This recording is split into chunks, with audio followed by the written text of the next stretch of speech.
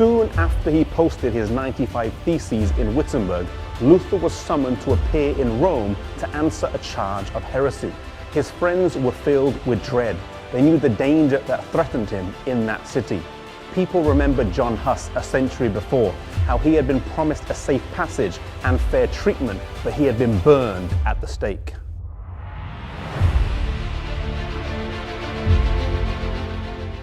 Elector Frederick of Saxony, one of the 7 German princes, demanded that the trial be held within the boundaries of his territory.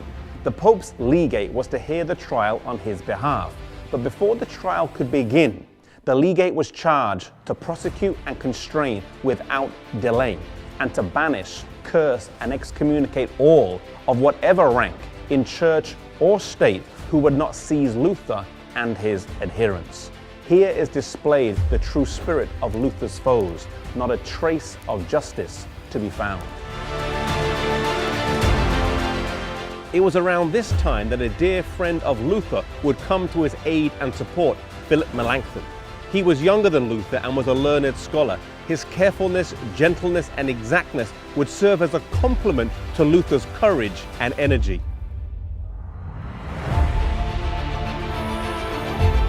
Augsburg had been set as the place of the trial, and whilst Luther was told not to attend by many of his friends who feared for his life, he was resolute about attending and made his way to Augsburg.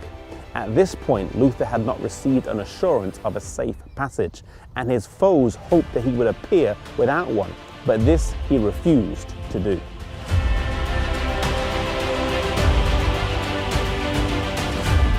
The legate was at first very friendly in his exchanges with Luther, but he misjudged his determination and the strength of his convictions. Luther protested that he was being asked to retract without first being shown his error. Every response that he gave, he showed clearly how it could be backed up with the Bible, but the legate's response was always a heated response with the words retract, retract. Realizing that this exchange was futile, Luther asked to present his findings in writing, which he did the next day. He gave it to the legate and he threw them aside straight away. Luther then met this proud man on his own grounds, the traditions and teachings of the church, showing how his assumptions were wrong. The trial wasn't really going anywhere though, and Luther soon retreated with his friends. They had tried to bully Luther by their threats, but this had not worked.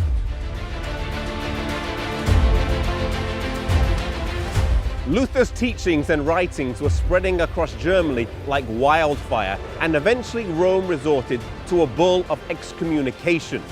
Luther was condemned along with his adherents, and they were given 60 days to either recant or be excommunicated. Normally, this would strike fear into the heart of anyone, but not Luther. He gathered around him a group of doctors, students, and citizens of Wittenberg, and under a tree near this very spot, he publicly burned the Pope's bull of excommunication and the canon laws. Rome produced another bull of excommunication against him, declaring his final separation from Rome, saying he was accursed of heaven and condemning anyone who would adhere to any of his doctrines. Truly it can be said of Luther, the servant is not greater than his Lord. If they have persecuted me, they will persecute you. While the forms of opposition to the truth change and how open they are over time, the same antagonism exists and will be manifested to God's people until the end of time. If you are being persecuted for the stands that you are holding and for the convictions that you have, I want to encourage you that no matter who you are, no matter where you are or what the situation is, stand boldly for God, stand courageously for God, no matter what the cost may be.